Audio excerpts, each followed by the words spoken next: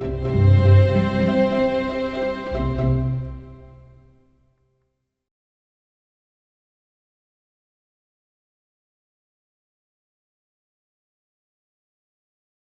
bit of background, if you haven't been along to one of our QI skills sessions before, they're part of the Primary Care Improvement Collaborative. They've been developed to support teams in the collaborative to understand how to use QI tools in a primary care setting, particularly based around pharmacotherapy and CTAC examples. And we'll be using practical examples of QI tools, which is drawing from our learning on our previous Primary Care Access programme. So we're going to start off with a quick poll to get a sense of where you are with stakeholder mapping, to get a sense of what your sort of level of understanding is at the moment. So bear with me while I launch this poll. You should see that popping up in your screen now. That doesn't look right.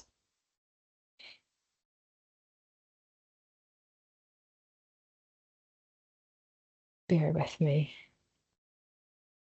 Normally we have very capable project support here to do all of these things for us, but I'm here by myself today. There we go, that's the poll.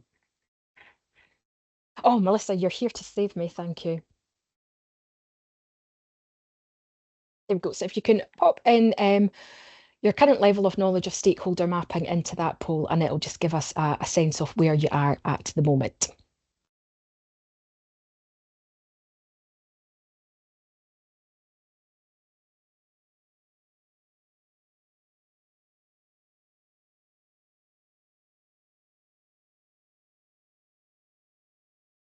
I think we've got most of our responses back. Right, so most of you know what it is. A couple of you can apply it in identified situations, and most of you have got a little bit more knowledge. You know how, when, and where to be using.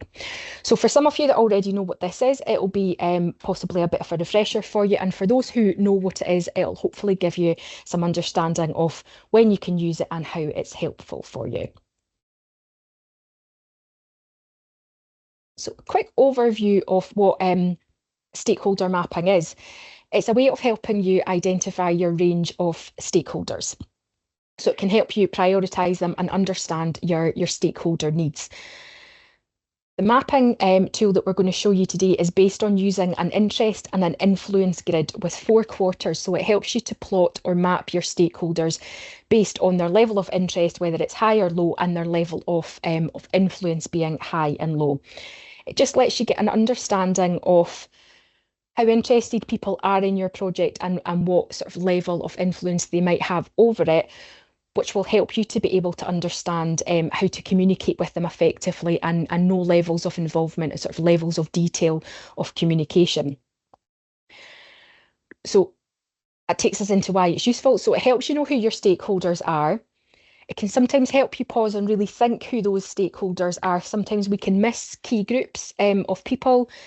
In our stakeholder mapping, we're used to working with other clinical professionals, and sometimes we can miss some other people who can contribute to our project and give us some interesting insights and some support with the work that we're doing. You can use it to help you capture the opinions of your stakeholders. Once you've identified who they are, you can then start to think about the different ways that you get that feedback and input from them. So it might just be using existing mechanisms, or it might lead to you having to do some work to develop some mechanisms to understand the inputs that you can get from your key stakeholders. Leads into the next point about it will support your development of a communication plan. Understanding people's level of interest and influence will help you to understand maybe the frequency that you might want to communicate with people.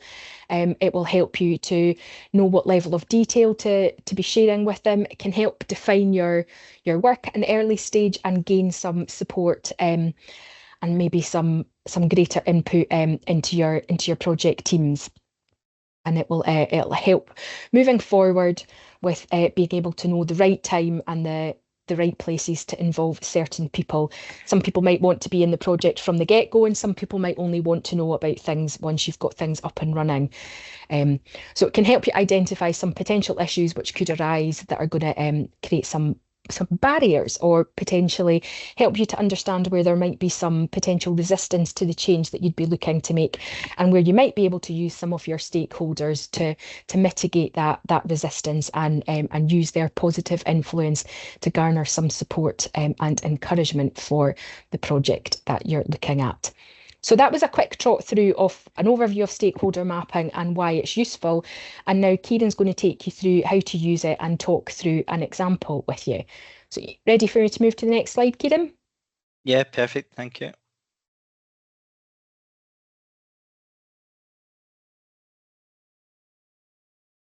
Yes, thanks everyone. Whoever's just joined, my name's Kieran McElveen and I'm with Implementation and Improvement Facilitators with HIS. Stakeholder mapping helps you identify and manage everyone who could impact or be impacted by your project. As the project progresses, regularly updating your stakeholder map ensures that you're aware of new influences and can adjust your communication strategies accordingly. In this session, I'll guide you on how to effectively use stakeholder mapping to keep your project aligned and everyone informed. In step 1, you start by brainstorming people who may be involved or affected by your improvement project and have influence or an interest in its success. Stakeholders can be people and organisations. If it is organisations, make sure you identify the most appropriate person in the organisation to communicate with. Next, you'll want to prioritise these stakeholders based on their level of influence and interest. You'll map your stakeholders onto the influence and interest grid according to the level of influence and the level of interest. In step 3, it's essential to understand how stakeholders think and feel about your project. It will determine the best ways to engage, communicate with, and win them over. This can be done by meeting with them and asking them questions such as, what's their opinion of the work? What motivates them? What interest do they have in the outcome of the work and whether this is positive or negative?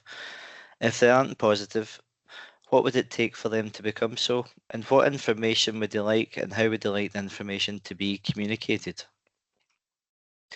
In step 4, you'll finally get to, with a clear understanding of who your stakeholders are and what they need, we can plan our communications.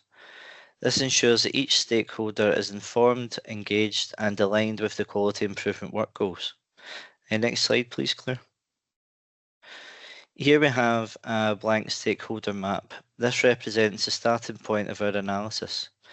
This empty space will soon be filled with key stakeholders showing their relationships and influence. By mapping them out, we can effectively address their needs and identify potential challenges. Can we now move on to the next slide to see how this map will take shape? So here we have again a typical stakeholder mapping grid, populated with a GP practice in mind. The stakeholder map helps us to visualise and categorise our stakeholders based on the level of interest and influence in a project. The grid is divided into 4 quadrants, and first one we have high influence and high interest, and this will be found in the top left. Stakeholders in this quadrant, such as general practice nurses and advanced nurse practitioners, and admin staff, are crucial to our project. We need to actively engage with them and address any concerns they might have. Their high influence and interest means they can significantly impact the project's success. Next, we have high influence and low interest. This will be in the top right. This quadrant includes stakeholders like GP partners and practice manager, as well as practice quality leads. And these individuals have a high level of influence, but might not be deeply interested in the project details. It's essential to involve them in the project, keeping them informed and engaged at a high level, without overwhelming them with too much detail. Moving on to the bottom left, we have low influence and high interest. Here we have GPs, and they are interested in the project but may not have significant influence. The strategy here is to keep them informed with regular updates and communication, and this will ensure they remain engaged without requiring extensive resources. Lastly, on the bottom right, we have low influence and low interest. Stakeholders in this quadrant, such as cluster quality leads, require less attention. However, it's still important to keep them engaged and involve them where needed, especially if there's interest or influence changes over time. By mapping our stakeholders in this way, we can allocate our resources efficiently and ensure that each group receives the appropriate level of communication and involvement. Thank you, Claire. I'll now pass back to Claire Dawson. Thanks, Kieran. So that was our quick trot through stakeholder mapping and an example talked through by Kieran there of looking at a general practice setting on a specific project. Now, obviously, everybody's stakeholder map is going to look different, and depending on what it is that you're looking on in to work on in your improvement project or your change idea, those stakeholders may well move about and move into different places at different phases throughout the project. So as with all QI tools, I will say this until I'm blue in the face, these tools are never a one and done. They should always be live and dynamic. So you should always be coming back to them at various key stages when you're working on your improvement projects and your change ideas and deciding, are these people in the right place? Are we giving them the right level of detail?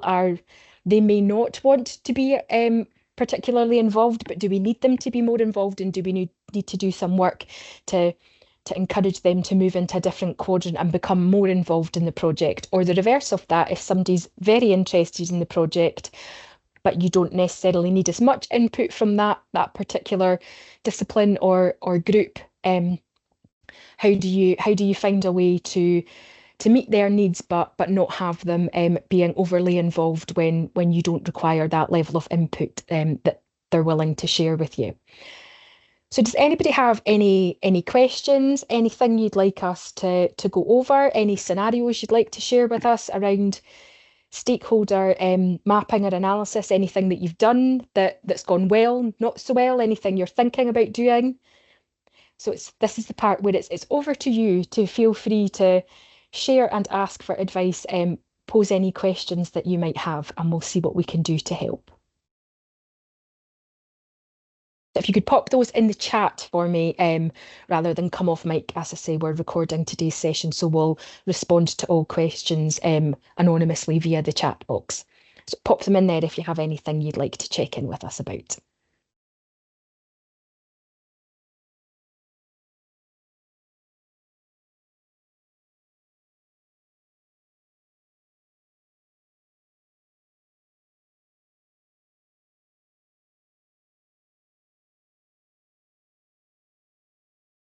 Not seeing anything coming through on the chat. Oh, here we go. We've got something. How do you define engage and how do you define involve?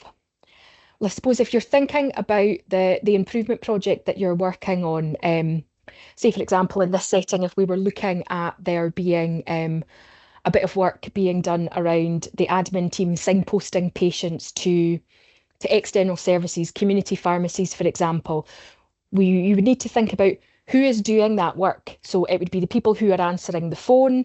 It would be understanding what the community pharmacies can provide and what their availability is. So you would need to engage your community pharmacists because they are impacted by the change that you're making, but you would need to involve your admin team because they are the ones that you're actually asking to do the work differently. Again, you would probably want to think about engaging patients so that you would have that clear messaging coming through of what else is available for them. So involve is who's doing the work, who needs to do something differently. So who needs to start, stop, or change something about the way that they do their work. And that would be for me how I would define who I need to be involved with the project. And anybody outside of that impacted by what we do would be somebody that I would be looking to engage with at various different levels. So are there other types of formats? There are. As with all QI tools, there's a lot of variation in the types of tools that you can use. There are some some examples where the grid is using different things from influence and engagement, and sometimes it can be looking at effort and benefit. There's lots of different ones. If you Google them, you'll probably be overwhelmed with the variety that you can pick from. But as with all QI tools is you find the one that works for you. It doesn't have to be the one that we suggest. This is one that we lifted with love from Nez. We think it's a relatively straightforward and self-explanatory one to use, which is why we share it, but feel free to use other formats. You don't have to just use this one if it doesn't feel like it quite meets your needs. Any other questions? Anything else?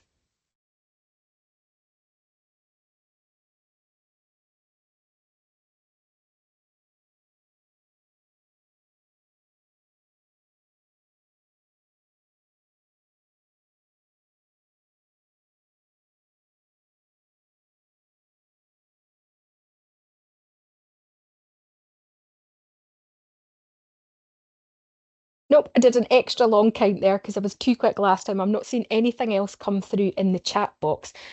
So the final part of our session today is just going back to that poll and asking you the same question that 10 minutes later, how do you feel about stakeholder mapping, stakeholder analysis? So Melissa, can you pop that poll up for me if you're still on the call?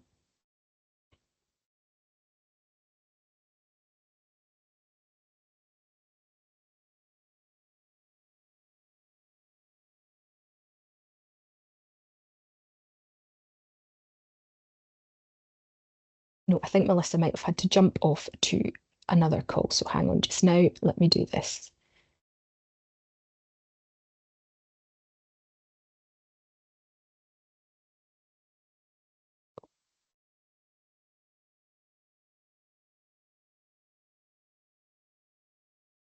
There we go. So same questions again. If you can just pop in what your level of knowledge of stakeholder mapping is now after our rapid trot through and our quick presentation.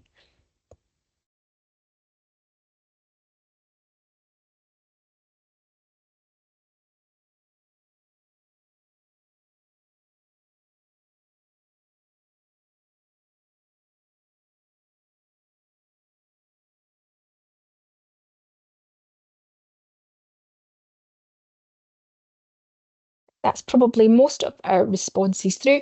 So most of you are coming through and saying you know how, when, and where to use. So magic.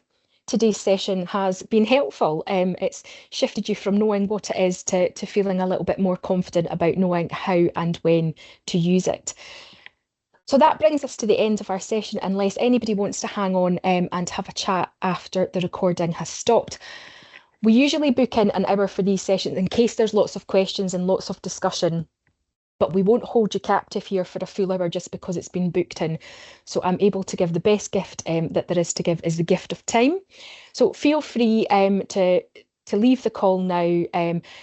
If there's anything that you do in terms of stakeholder mapping or analysis and you would like some help or support, or you would like to share what you've done with us, please get in touch and let us know. We always love to hear how people have been using the tools and techniques that they've learned from popping along to these QI skills sessions.